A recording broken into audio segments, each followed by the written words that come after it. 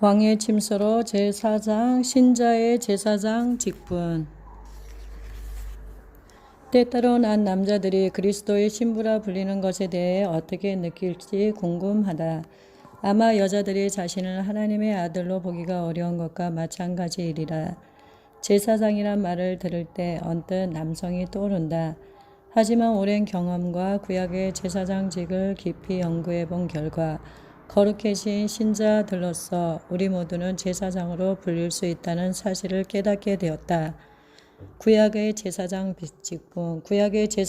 직분을 이해해야 비로소 하나님께서 부르신 제사장 직분을 감당할 수 있다. 설명해 보자. 이사야 선지자는 이렇게 예언했다. 그들의 의에 나무고 여호와의 심으신 바 그의 영광을 나타낼 자라 일컬음을 얻게 하려 하심이니라.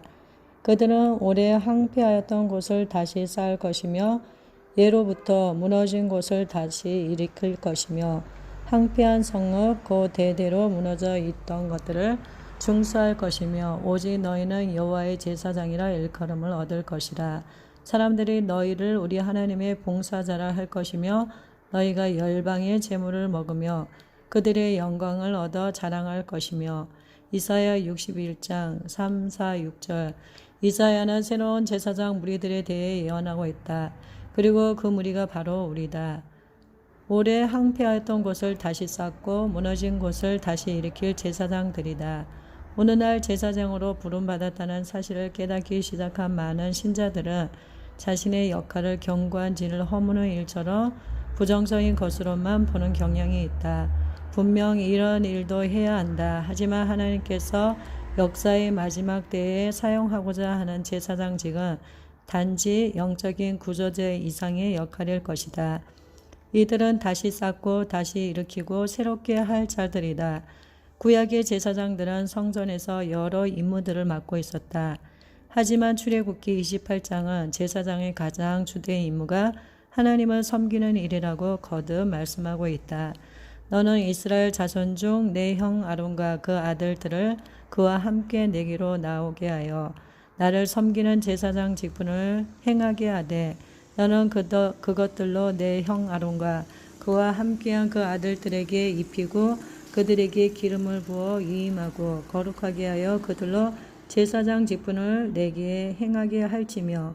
출애굽기 28장 1절 41절. 우리는 하나님의 일에 몰두한 나머지 일하는 하나님을 지나쳐 버리기 쉽다. 매일 아침 기도할 때마다 우리의 우선순위는 주님을 섬기는 일이 되어야만 한다. 주님께 찬송을 불러드리며 주님을 자랑하며 주님의 말씀을 그분께 다시 읽어드리자. 구약의 제사장은 백성들의 죄를 위해 희생을 드려야 했고 향을 계속 피우는 일을 해야만 했다. 하지만 이제 더 이상 제사장 직분이 특별히 선택된 사람들로 제한되거나 혹은 이스라엘의 레위지파 그 중에서도 아론의 가게에만 국한되지 않는다.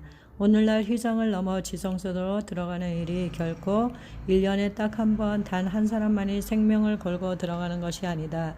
이제 예수 그리스도는 죄에 대한 주님의 처방을 받아들이려는 사람 모두에게 죄 없는 희생이 되셨다. 그러므로 하나님이 거저 주시는 구속의 선물을 받아들이는 모든 사람들은 기도로서 휘장을 넘어 지성소로 들어갈 수 있다. 이렇게 거룩해진 성도들이 그 안으로 들어갈 때 성도들의 찬양과 기도와 함께 예수님께서 행하신 일의 향기가 주 앞에 드려지는 향이 된다. 그들은 제사장으로서의 역할을 하고 있는 것이다. 베드로는 우리가 왕같은 제사장이라고 말했다. 우리는 그분과의 친밀한 관계를 통해 만왕의 왕을 섬긴다. 그리고 이렇게 할 때 세상에서 그분의 대사가 된다. 우리의 아버지 되시며 또한 왕 되신 그분과 관계를 맺되 점점 더 깊은 단계로 들어가게 되면 세상은 왕같은 제사장들이 어떻게 사는지 보고 주님을 알게 되기를 원할 것이다. 나의 어린 시절, 난 사랑을 마음껏 표현하며 좋은 아버지가 계신 안정된 가정에서 자랐다. 태어나면서부터 교회는 다녔지만 15세가 되어 그리스도를 나의 구주로 영접하고서야 비로소 하늘 생명책에 내 이름이 기록되었다. 우리 가족의 구성원을 보면 나의 아버지 진, 엄마 마르다 데이, 언니 조앤 맥도월, 오빠 존 데이와 쌍둥이 언니 마르다 진 홀마크가 있다. 우리 모두는 텍사스주의 레이크 잭슨에 있는 제1침례교회에 출석하며 신실하게 교회를 섬겼다. 나는 출석하던 교회의 목사님이신 자니 비어드를 통해 예수님을 영접했다. 짐 박과 루버 그리핀은 각각 음악 목사님과 청년부 목사님으로 나를 키워주신 분들이시다.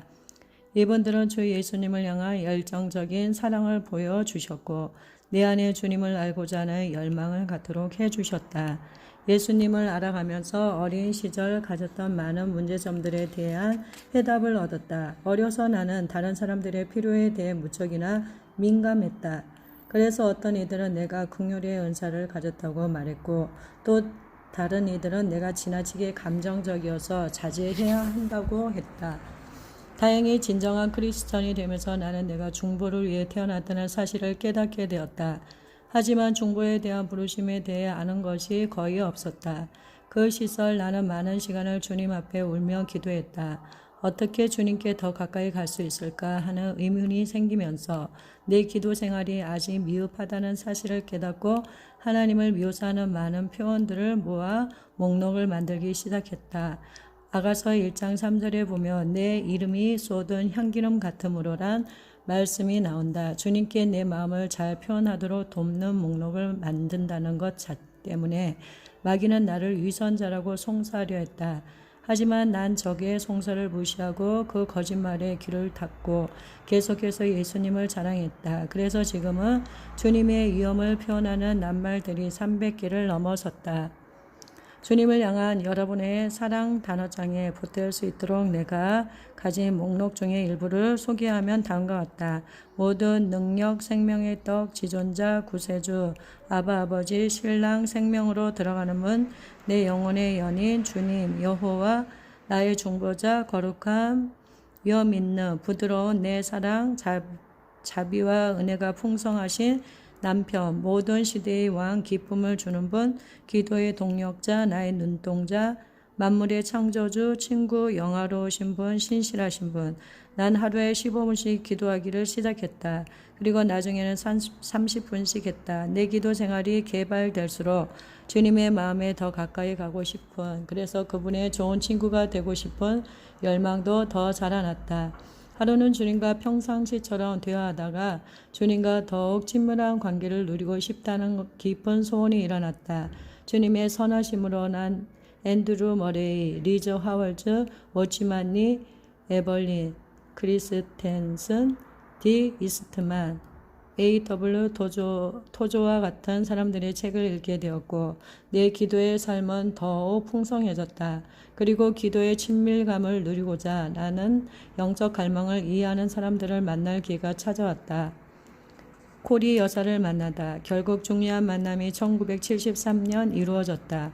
바로 피난처의 저자인 코리 텐붐 여사를 만난 것이다. 피난처는 2차 세계대전 당시 그녀의 가족들이 나치의 탄압 속에 있던 유대인 가족들을 숨겨주면서 겪었던 일을 적어 놓은 책이다. 결국 코리와 그녀의 가족은 붙잡혀 강제 수용소로 끌려가고 거기서 그녀를 제외한 모든 가족이 죽게 된다. 그곳에서 풀려난 후 코리는 세계를 여행하며 주 예수의 능력으로 우리의 대적들을 용서해야 하며 주님의 오심을 준비해야 한다는 사실을 역설하였다. 1973년 몹시 춥던 겨울 날밤 드디어 책으로만 접하던 기도의 용사를 직접 만난다고 하는 기대감에 내 마음은 이미 봄날이었다.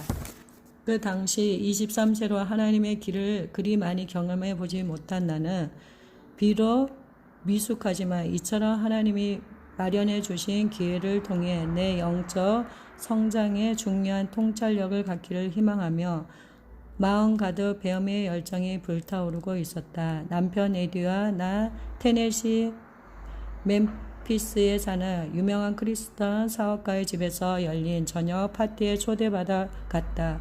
바로 그 주 동안 우리는 그 도시에서 부흥 집회를 열고 있었는데 이 사업가가 바로 우리를 초청한 교회의 성도였던 것이다. 이것은 하나님께서 마련해 주신 절호의 기회였다. 분위기는 밝았고 그 집에는 내가 모르는 사람들로 붐볐다. 그들은 마치 아무런 일도 없다는 듯 서서 즐겁게 대화를 나누었다. 벽난로에서는 불이 활활 타고 있었고 맛있는 냄새가 방 가득했다. 지루한 시간 끝에 드디어 초인종이 울렸다. 그리고 코리 템붐 여사와 수행하는 비서가 함께 들어섰다. 마치 천사들의 무리가 코리 여사를 대동하고 들어오듯 방안 공기가 갑자기 바뀌었다. 마치 전류가 흐르듯. 자그마하고 쾌활하며 통통하신 하나님의 친구께 내가 소개하는 순간 심장이 두근거렸다. 모든 소개와 저녁 식사를 마친 후 코리 여사는 벽난로 왼편 의자에 앉으셨다. 에디와 난 바로 그녀 건너편에 앉았고 난 마치 주문에 걸린 듯 같았다. 벽난로에서 타오르는 불이 약간 침침한 방을 춤추듯 밝혔고 하나님의 영광이 얼마나 강한지 숨쉬기가 어려울 지경이었다. 경외하는 마음으로 코리 여사가 말씀하고 있는 모습을 지켜보았다. 그녀는 1분 말하거나 하늘을 쳐다보며 아버지의 음성을 듣고자 했다. 때론 고개를 끄덕이고 심지어 주님께 큰 소리로 대답하기도 했다. 그러면서도 아주 자연스럽게 말씀을 이어가셨다. 난 완전히 압도당했다. 마치 그녀의 기도 초소에 함께 앉아있는 듯했다. 하늘 아버지에 대해 말씀하고 있는 그녀의 말 속에는 찬양과 겸손이 가득했다. 이가 우글거리는 나치 수용소의 끔찍한 환경 속에서 발견한 사실은 아무리 웅덩이가 깊다 한들 하나님의 은혜가 미치지 못할 정도로 깊은 것은 없다는 것이었다. 수용소에서 가졌던 중보 기도의 경험들을 떠올리는 그녀의 눈은 눈물로 반짝였고 그 경험들 하나하나가 보석처럼 빛나고 있었다. 완전히 절망할 수밖에 없는 상황 속에서 자신의 믿음이 얼마나 이태로울 수밖에 없었는지를 회상하는 코리 여사에게서 당시의 고통이 느껴졌다. 하나님과의 친밀감을 위해 치러야 했던 대가가 어떠했는지 그녀의 눈은 분명히 말해주고 있었다. 어떤 크리스천들은 마치 하나님께서 베스트셀러인 성경을 써놓고 나서 은퇴하신 양 살고 있다. 그날 밤 하나님께 완전히 순복한 그릇이 어떤 모습인지 눈물로 점철된 숱한 세월을 통해 기도 가운데 아버지의 심장 박동을 듣기까지 그 품에 가까이 나간 성숙한 자의 모습이 어떠한지 나는 성령 안에서 생생하게 보았다. 주님과 이러한 관계를 맺게 되기를 갈망하며 그 밤에 코리 여사가 보여준 것처럼 나도 그렇게 분명하게 아버지의 소리를 듣고 싶었다. 누가 들을 수 있을까? 예수님께서 말씀하시기를 들으려고만 한다며 우리 모두가 주님의 음성을 들을 수 있다고 하셨다. 문지기는 그를 위하여 문을 열고 양은 그의 음성을 듣나니 그가 자기 양의 이름을 각각 불러 인도하여 내느니라. 자기 양을 다 내어 놓은 후에 앞서가며 양들이 그의 음성을 아는 고로 따라오되 타인의 음성을 알지 못하는 고로 타인을 따르지 아니하고 도리어 도망하느니라. 요한복음 10장 3절에서 5절. 어떤 크리스천들은 마치 하나님께서 베스트셀러인 성경을 써놓고 나서 은퇴하신 양 살고 있다. 마치 이 땅에서 일어나는 일은 완전히 우리에게 다 맡겨놓고 떠나신 것처럼 행동하고 있다. 하지만 진리는 이것이다. 하나님께서는 이 땅에서 매우 활동적으로 일하고 계신다. 하나님께서는 매일 성경적인 예언을 성취하고 계시며 그가 시작하신 일을 마치고 계신다. 그분의 목적들이 성취되고 있는 것이다. 그분은 살아계시고 사랑하고 계시며 관계 맺기를 좋아하시는 하나님으로 오늘도 말씀하고 계신다. 아니 한 번도 말씀하기를 멈추신 적이 없다. 단지 우리가 듣기를 멈춘 것뿐이다. 정말 당신 깊숙이 하나님을 향한 이런 열망이 불타오르고 있는가? 당신의 영혼은 주님의 음성 듣기를 간절히 부르짖고 있는가? 당신은 선한 목자의 음성을 계속 듣고 있는가? 주님은 우리를 인도하시고 갈 길을 지도하시겠다고 약속하셨다. 부탁컨대 제발 중보하라는 그의 부르심을 거절하지 말라. 우리가 부적당하다고 하는 느낌이나 두려움, 의심을 다 내려놓자. 중보의 은사가 있든 없든 상관없다. 우리의 기도가 중요하다는 주님이 주시는 확신을 가지고 우리 모두는 기도할 수 있다. 목자 되신 주님은 우리를 아시되 각각 이름으로 알고 계시고 오늘날도 우리 각자에게 말씀하고 계신다. 주님은 교회의 계획 속에서 우리와 동역하기를 원하고 그래서 그분의 기쁨에 우리가 동참할 수 있기를 원하신다. 제사장적인 임무를 받아들이라. 우리는 온 땅을 향한 아버지의 계획에 동력하도록 초청받았을 뿐 아니라 예수님께서는 그분의 중보사역에 우리가 동참하기를 원하신다. 놀랍게도 그분은 친히 본을 보여주셨다. 위대한 중보자이신 예수님은 자기를 힘입어 하나님께 나아가는 자들을 온전히 구원하실 수 있으니 이는 그가 항상 살아서 저희를 위하여 간구하심이니라. 히브리서 7장 25절. 따라서 우리의 역할은 그리스도를 위해서 중보자가 되는 것이 아니라 사실상 주님과 함께 중보하는 자들이 되는 것이다. 더 나아가 하나님께서는 이 땅에서 일하실 때 우리 기도에 대한 응답으로만 일하시기로 선택하셨다. 그리고 예수님께서는 인간으로 이 땅에 사실 때 기도하시면서 우리에게 이렇게 기도하도록 가르쳐 주셨다. 나라에 임하오시며 뜻이 하늘에서 이룬 것 같이 땅에서도 이루어지이다. 마태복음 6장 10절. 이 말씀이 분명히 암시하는 바는 기도가 이 땅에 하나님 나라를 세우는 데 있어 빠뜨릴 수 없는 요소라는 것이다. 다음 예는 우리 기도를 통해 이 땅에 하나님의 뜻이 어떻게 이루어지는지를 확실히 보여준다. 미국 인디언들의 선교사였던 데이비 브레너드는 한 부족 전체가 그리스도를 받아들일 준비가 되어 있다는 사실을 알게 되었다. 이야기는 이렇다. 그가 숲에서 기도하고 있을 때 몇몇의 인디언들이 그를 죽이기 위해 몰래 기어왔다. 그런데 보니까 방울뱀이 브레너드 뒤에 있는 숯불에서 미끄러지듯 나오더니 그에게 덤비려고 목을 곤수 세웠다. 그런데 갑자기 목을 쑥 내리더니 슬그머니 빠져나가는 것이었다. 이 사건으로 그 인디언들은 크게 감동을 받고 브레너드가 기도하는 위대한 영을 받아들일 마음이 일었다. 중보를 통해 주어진 엄청난 제사장의 책임을 우리가 그냥 지나치고 있는 것은 아닐까? 내가 믿기로 그런 것 같아. 한국에서의 기적의 날, 한국 서울에 있는 조영기 목사님의 교회를 최근 몇 년간 방문하면서 확실하게 된 사실은 우리에게 이런 놀라운 제사장의 임무가 맡겨져 있다는 것이다. 난 평생 그렇게 많은 사람이 한 장소에서 모여 기도의 부담감을 은혜로 감당하는 모습을 본 적이 없다. 나만의 크리스천들은 하나님의 보좌 체험을 즐기고 있다. 다음은 어떤 미국 목회자에 관한 이야기이다. 그는 조영기 목사님의 이사 중 한 사람이었지만 이 일이 일어날 당시에 나는 그 사실을 몰랐었다. 1989년 책을 한 권 읽었는데 국가적인 영적 전투에서 참여하고 있는 목사님이 쓴 책이었다. 그는 이제 크리스천이 된 지 겨우 10년밖에 되지 않았던 상태였다. 난 한 번도 그를 만난 적이 없었지만 즉각적으로 그 목사님과 가족과 교회를 위해 중보해야 한다는 사실을 알았다. 기도하는 가운데 1년이 지나 어느 날 주님께서 내게 그에 관한 중대한 정보를 주셨다. 주님께서는 그 목사님 밑에 있는 여자 직원 한 명이 그를 속이고 있다는 사실을 내게 알려주었다. 이 일은 매우 중대한 일이기 때문에 그 목사님께 편지를 쓰기 전 먼저 남편과 받은 말씀을 나누었다. 편지를 쓰면서 나는 거기에 주소는 적지 않고 단지 내 이름만 적었다. 그리고 1년 후 한국을 방문하면서 폴 하베이가 말한 나머지 이야기를 알게 되었다.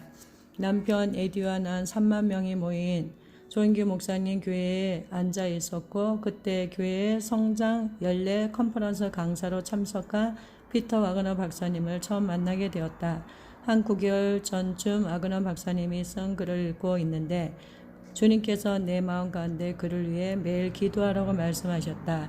난 그를 만나게 될 줄은 꿈에도 생각지 못했고 다만 그를 위해 기도했고 또 그것으로 좋겠다. 내가 잘 모르는 지도자들을 위해 중보하는 일은 이미 익숙해 있던 터였다. 하지만 주님은 다른 계획을 갖고 계셨다. 강의를 듣는데 와그너 박사님이 이상하게도 자꾸 나를 쳐다보시는 거였다. 비록 그 교회는 무척 컸지만 그의 시선은 우리가 앉아있는 곳에 여러 차례 머물렀다. 강의 중간 휴식 시간에 와그너 박사님이 남편에게 다가왔다. 그는 에디가 내 남편이라는 것을 알고 계셨고 그에게 중보에 관한 몇 가지 질문을 던졌다. 놀랍게도 남편은 그 질문에 대한 답변을 갖고 있었다. 그러자 박사님은 남편에게 혹시 나와 이야기할 수 있는지 물었다. 에디도 궁금해하면서 동의했다. 하지만 난 뒤에서 무슨 일이 일어나고 있는지 전혀 모르고 있었다. 와그너 박사께서 내 어깨를 톡톡 치며 나를 불렀다.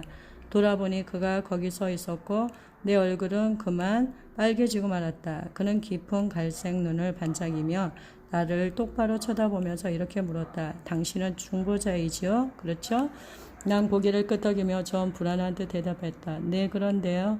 와그너 박사님이 이어 말했다. 지난 강의 시간에 주님께서 내게 당신을 3번이나 보여주시면서 당신이 중보자라고 말씀하시더군요. 난 너무 놀라 뭐라 대답도 못하고 얼어붙어 있었다. 그의 신학교 제자 몇 명이 내 입에서 무슨 대답이 나올지 궁금해하며 나를 지켜보고 있었다. 내 머릿속에는 오직 지난 30년간 기도하며 보냈던 날들에 대해 이제 주님께서 내가 속해 있는 기도의 군대의 장군에게 그 사실을 알려주셨다는 것 말고는 다른 어떤 생각도 떠오르지 않았다. 주님의 확증이 얼마나 대단하던지 난 울기 시작했다. 우리는 잠깐 이야기를 나누었고 와그너 박사님은 곧 강단으로 되돌아갔다. 그리고는 거기 계시는 친구 목사님에게 이렇게 말했다. 아마 방금 전 내게 무슨 일이 일어난지 자네는 믿지 못할 걸세. 주님께서 내게 청중 가운데 있던 어떤 여자분을 보여주시면서 3번이나 그녀가 중보자라고 내게 말해 주셨다네. 지금 막 그녀에게 당신이 중보자라고 말해주고 오는 길일세. 그 여자분은 텍사스 휴스턴에 살고 있는데 날 위해 기도하고 있다는구먼.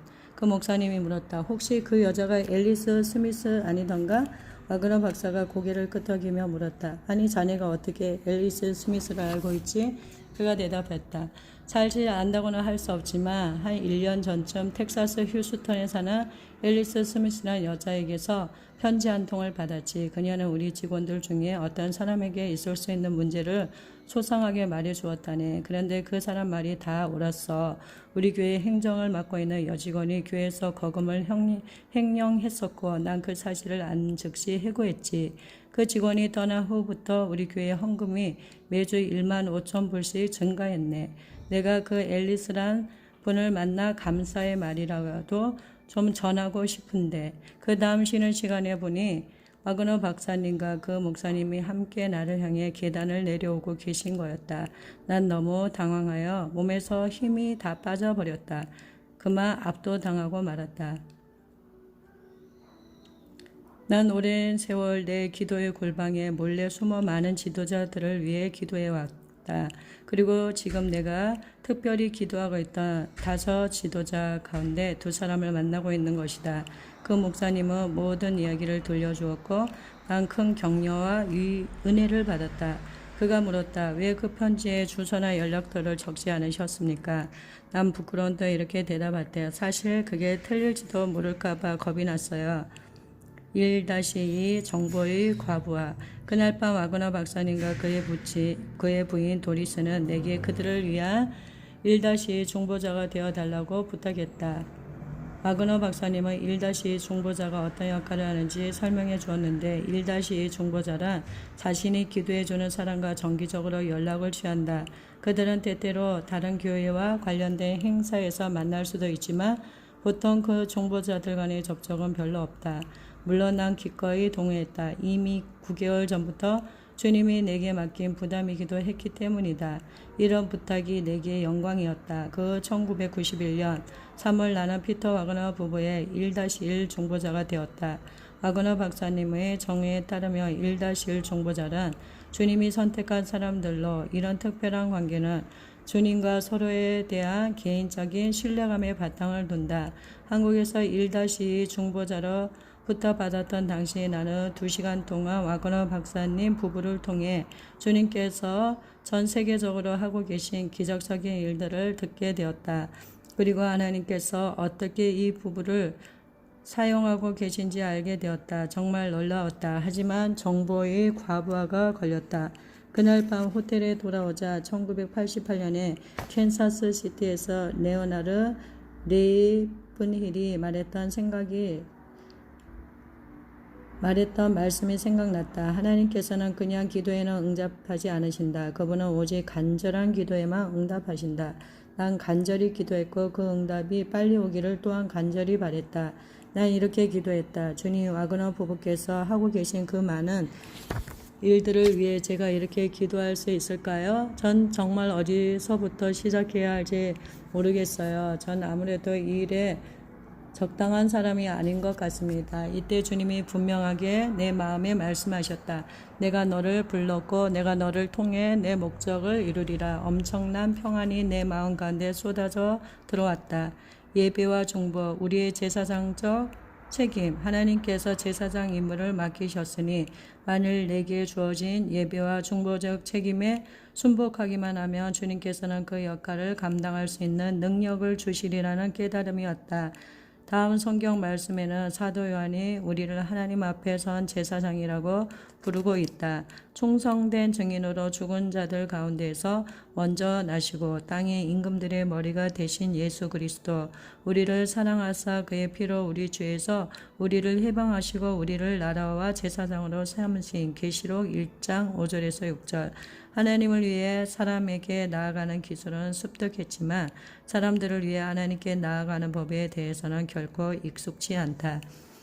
오늘날 교회는 신자의 제사장 직임에 대한 말은 하고 있지만 거기에 대해 아는 것이 거의 없다. 평균적인 그리스도는 신자의 제사장직에 대해 아무도 내게 뭘 하라 마라 할 권리가 없다라고 이해하고 있다. 하나님의 부르심에 대한 반응이라기보다는 독립선언쯤으로 받아들이는 것 같다. 대부분 신자들이 사람들이 많이 모이는 바깥들 사역에 대해서는 많이 알고 있고 또 귀히 여기며 때때로 그런 사역에 열중해 있는 반면 휘장 너머의 제사장적인 사역에 대해서는 별반 아는 것이 없다. 하나님을 위해 사람에게 나아가는 기술은 습득했지만 사람들을 위해 하나님께 나아가는 법에 대해서는 결코 익숙지 않다. 아마 그것은 중보란 것이 닫혀져 있는 공간에서 이루어지는 사역인 까닭에 인정도 어떤 영광도 받지 못한 때문이 아닌가 싶다. 우리의 수고는 골방 안에 숨겨져 있다. 예배와 중보, 거문구와 대접, 신자들의 제사장적 임무이며 하늘에서 행해지고 있는 가장 주된 활동이다. 요한에게 있어 하늘에서 벌어지고 있는 예배와 중보를 표현하는 일이 쉽지 않았으리라. 보좌로부터 번개와 음성과 내성이 나고 내 생물이 밤낮 쉬지 않고 이르기를 거룩하다 거룩하다 거룩하다 주 하나님 곧 전능하신 이여 전에도 계셨고 이제도 계시고 장차 오실 자라 하고 24 장로들이 보좌에 앉으신 이 앞에 엎드려 세세토록 사시는 이에게 경배하고 자기의 면류관을 보좌 앞에 던지며 가로되 우리 주 하나님이여 영광과 존귀와 능력을 받으시는 것이 합당하오니 주께서 만물을 지으신지라 만물이 주의 뜻대로 있었고 또 지으심을 받았나이다 하더라. 계시록 4장 5절 8절에서 11절. 예수님은 기도를 가르치시면서 주의 나라가 임하옵시고 뜻이 하늘에서 이룬 것 같이 땅에서도 이루어지기를 위해 기도하라고 하셨다. 그렇다면 하늘에서 현재 이루어지고 있는 일은 과연 무엇인가? 바로 예배와 중보이다. 아울러 우리는 이 땅에서 드려지는 하늘의 예배와 중보가 보좌 위로 올라가기를 기도해야 할 것이다.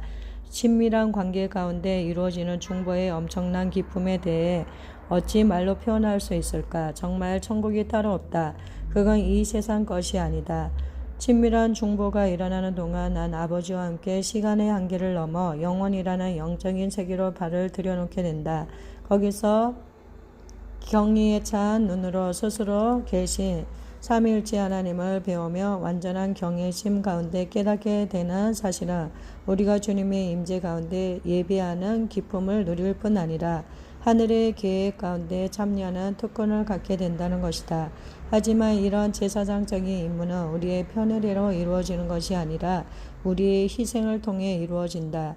어떤 종류의 사람들에게는 예배와 중보가 교묘하게 뒤집혀 있다. 그들에게 있어서 예배와 중보는 그저 바깥들 경험, 즉 껍데기 경험 이상의 그 어떤 것도 아니다. 때로는 감정적으로 오르고 또 때로는 지식적으로 오른다. 이 모두는 다 혼적인 접근이다. 하지만 하나님께서는 신령과 진정으로 예배하는 자들을 찾고 계신다. 하나님께서는 주님과의 만남의 장소로 안뜰을 제정하셨고 바로 거기서 우리와 만나기를 원하신다. 다윗은 안뜰에서 드리는 예배를 경험했던 예배자였다. 그는 이렇게 기록했다. 내가 여호와께 청하였던 한 가지 일 그것을 구하리니 곧 나로 내 생전에 여호와의 집에 거하며 여호와의 아름다움을 앙망하며 그 전에서 사모하게 하실 것이라. 시편 27편 4절. 다시 한번 이 말씀을 읽어보자. 앙망하며와 사모하기란 단어를 주목하기 바란다. 다윗은 과연 누구를 앙망하며 사모했는가? 물론 주님이시다. 하지만 우리의 예배와 중보는 종종 주님의 기대에 훨씬 못 미치는 때가 많다. 모든 예배와 중보는 적진을 무너뜨리지만 그렇다고 예배와 중보의 초점이 사탄에게 맞추어져서는 안 된다. 이 모든 것은 하나님이 주의하시는 것이 되어야 한다. 예배와 중보는 우리가 갖고 있는 문제가 아니라 아버지의 마음에 관한 것이다. 우리의 마음이 아버지의 마음과 합쳐질 때 우리는 주님의 계획 가운데 있는 생명을 들이마시고 우리 자신의 것을 내뿜는다. 이런 종류의 친밀감을 개발할 때 우리는 기도의 골방에서 영적인 권위를 얻게 된다. 그리고 가끔 적에 대해 선포할지라도 우리의 예배와 친밀한 중보는 결코 막이나 마귀의 활동에 중점을 두어서는 안 된다. 이럴 때 오히려 예배와 중보의 능력이 감소된다. 기억하라. 예배와 중보는 둘 다 하나님을 섬기는 일이다. 제사장이란 단어는 헬라어로 다리를 놓는 자는 뜻을 갖는다. 또 히브리어로는 다른 사람을 위해 서서 그의 입장을 대변한다는 의미를 갖는다. 중보자의 제사장적 역할은 누군가를 위해 무너진 틈에 서는 것이다. 이스라엘의 제사장들은 국가를 위한 중보자들이었다. 중보자로서 오늘날의 제사장적 신자들은 구약의 제사장직을 영적으로 감당하며 그 일을 위해 힘써야 한다. 주 앞에서 효과적인 제사장 사역을 위한 조건들을 충족시키느냐 아니냐는 우리에게 달렸다. 우리는 개인과 국가 가운데 역사하는 사단의 통치를 몰아내는 데 있어 승리하신 주님과 손을 맞잡는 영광을 누리는 자들이다. 사도 베드로의 말에 귀 기울일 필요가 있다. 오직 너희는 택하신 족속이요 왕같은 제사장들이요 거룩한 나라여 그의 소유된 백성이니 이는 너희를 어두운 데서 불러내어 그의 기이한 빛에 들어가게 하신 자의 아름다운 덕을 선전하게 하려 하심이라. 베드로 전서 2장 9절. 다음 장에서는 출애굽기 25장 8절에 내가 그들 중에 거할 성소를 그들을 시켜 나를 위하여 짓대로 요약되는 하나님이 주신 성막 건축의 식양을 볼 것이다. 이 구절은 제사장과 성막 모두에게 해당되는 말씀인데 바로 우리가 하나님께서 거하시는 처소가 된다는 것이다. 우리는 휘장 너머로 살아 숨쉬며 들어갈 것이다. 생각해 봅시다. 1. 혹시 당신은 그리스도의 신부라 불리는 것이 불편하십니까? 하나님의 아들 혹은 영적 제사장이라 불리는 것은 어떻습니까? 두 번째, 제사장의 주된 역할은 무엇입니까? 당신은 영적 제사장처럼 살고 계십니까?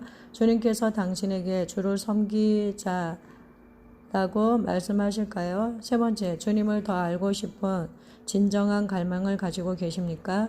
이런 일을 위해 기꺼이 대가를 치를 마음이 있습니까? 네 번째, 하나님께서 당신에게 말씀하십니까? 하나님의 음성을 듣는 것을 방해하는 요소는 무엇입니까?